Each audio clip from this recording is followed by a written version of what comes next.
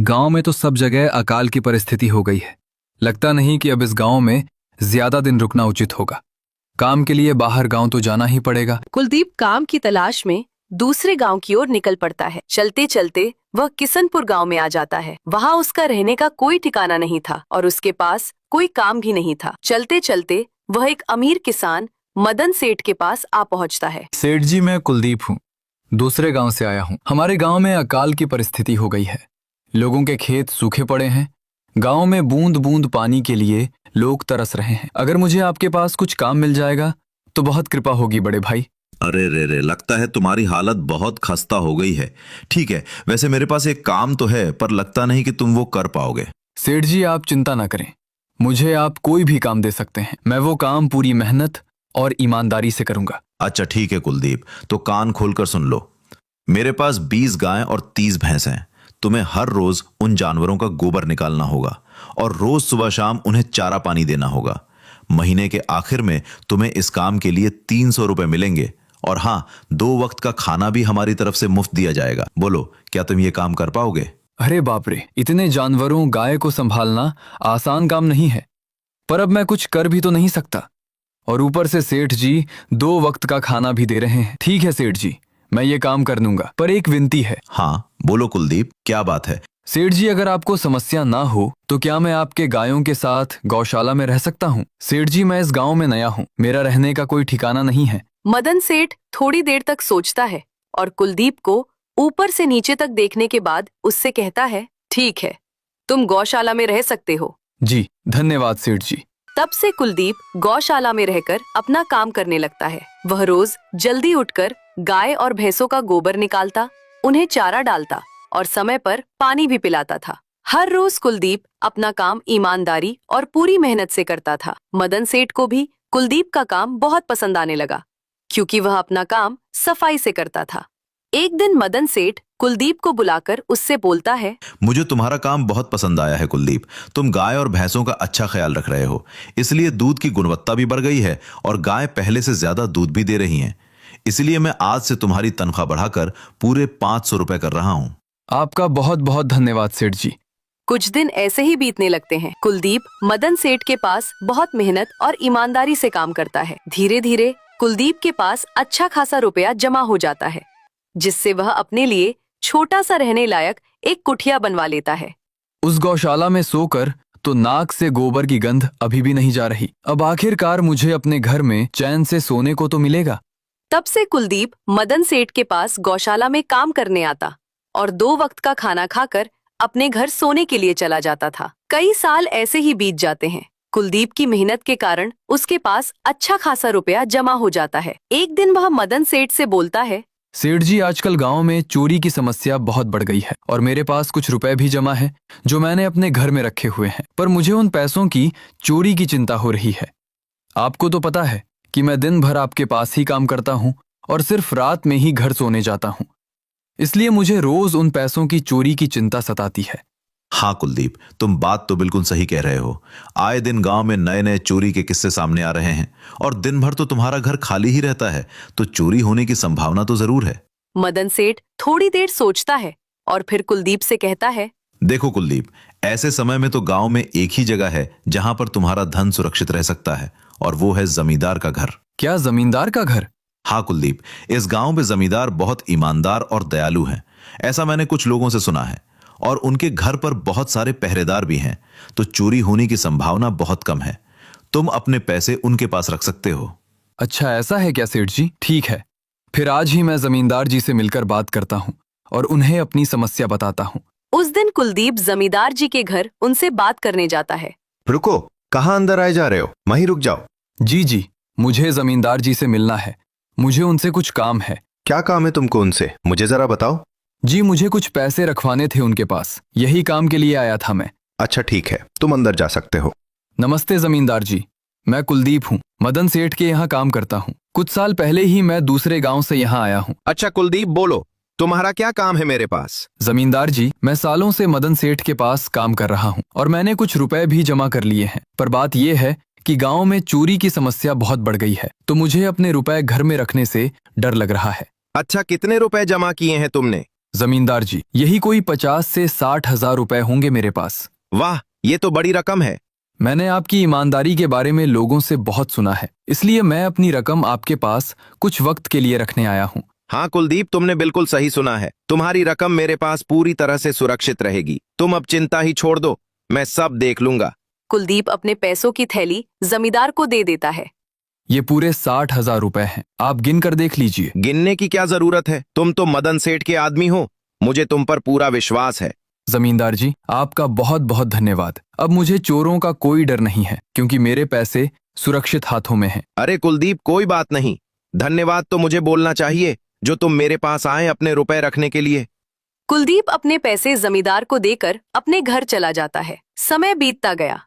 ऐसे ही कुलदीप ईमानदारी और मेहनत से मदन सेठ के यहाँ काम कर रहा था। देखते ही देखते 2 साल ऐसे ही बीत जाते हैं। एक दिन कुलदीप सोचता है, अब बहुत साल हो गए मदन सेठ के यहाँ काम करते हुए। वैसे तो सेठ जी तो बहुत अच्छे इंसान हैं, पर सोच रहा हूँ कि खुद की जमीन लेकर उस पर मेहनत करूं, तभी मैं बड़ा आदमी बन सकता हूँ। अब जो मेरे पास थोड़े कुछ पैसे हैं और जो जमींदार के पास कुछ पैसे संभालने के लिए दिए हैं, वो जमा करके थोड़ी जमीन खरीद लूंगा। आज ही जमींदार से मिलने जाता हूँ और अपने रुपए मांगता हूँ। यह सोचकर कुलदीप जमींदार जी के घर चला जाता है। जमींदार जी, मैं अपने रुपए वापस लेने आया हूँ। आपके पास मैंने 60 हजार रुपए दिए थे संभालने के लिए। अरे भाई साहब, मैंने पहचाना नहीं आपको।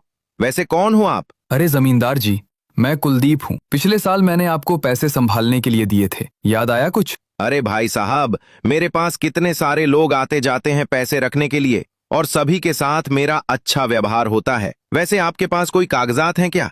क्योंकि मैं हर व्यक्ति से कागज पर ही व्यवहार करता हूँ। किसने कितने पैसे दिए, किसके कितने पैसे रखे हैं, सबका हिसाब रहता है मेरे पास। जमींदार जी, ये आप क्या बात कर रहे हैं? आपकी ईमानदारी देखकर ही मैंने आपको पैसे दिए थे संभालने के लिए, और आप अब ऐसी बातें कर रहे हैं। कृपया करके मेरे पैसे मुझे वापस कीजिए। हाँ कुलदीप, मैं ईमानदारी से ही काम करता हूँ, इसलिए तो तुमसे मैं डॉक्यूमेंट्स मांग रहा हूँ। क्या तुम्हें पता नहीं, जब तुम किसी से पैसों का व्यवहार करते हो तो तुम्हें स्टैम्प पेपर पर लिखकर देना पड़ता है। तुम किसी से भी पूछ सकते हो। नहीं जमींदार जी, मैं आपके पैर पड़ता हूँ, कृपया करके मेरे रुपए मुझे दे दीजिए। बड़ी मेहनत से मैंने वो पैसे जमा किए थे, मुझ पर ऐसा अन्याय ना करें। अरे क्या ये झूठ मूठ का रोना धोना लगाया है? लगता है तुम ढोंगी हो और मेरी ईमानदारी और भोलेपन का फायदा उठाकर मुझसे ये रुपए लेने आए हो। रुक, तुझे अभी सबक सिखाता हूँ। जमींदार अपने आदमियों को बुलाकर कुलदीप की पिटाई करने को कहता है। इसे तब तक मारो जब तक ये बेहोश ना हो जाए। इस 2 कौड़ी के आदमी ने मेरी ईमानदारी पर सवाल उठाया है, इसे छोड़ना मत। जमींदार के आदमी कुलदीप को डंडे से खूब मारते हैं। फिर वह दुखी होकर अपने घर चला जाता है। कुलदीप के शरीर पर घाव के निशान स्पष्ट दिखाई दे रहे थे। 2 दिन से कुलदीप घाव के दर्द के कारण मदन सेठ के घर काम के लिए नहीं जा पाता है। इसलिए अगले दिन मदन सेठ कुलदीप के पास आ जाते हैं। वह देखते हैं कि वह खाट पर सो रहा है और वह बड़ा ही चिंता में नजर आ रहा है। अरे कुलदीप, तुम 2 दिन काम पर नहीं आए, क्या हुआ भाई? तबीयत ठीक है ना तुम्हारी? कुछ समस्या है क्या? अरे सेठ जी, आप खुद यहाँ आए हो। आप खबर भिजवाते तो मैं खुद चला आता। अरे कोई बात नहीं, तुम्हें देखकर लगता है तुम बीमार हो। क्या हुआ है तुम्हें? क्या बताऊं सेठ जी, जिस जमींदार के पास पिछले साल मैंने अपने पैसे संभालने को दिए थे, वो आज मुझे पैसे वापस नहीं करना चाहता। वो बहुत लालची इंसान है, वो लोगों को ठग रहा है। और जब मैंने बाद में गिड़गिड़ाना शुरू किया तो उसने डंडे से मार मार कर मेरी पिटाई करवा दी और मुझे वहां से धक्के मारकर निकाल दिया। अरे बाप रे, ये तो बड़ा ही गंभीर विषय है।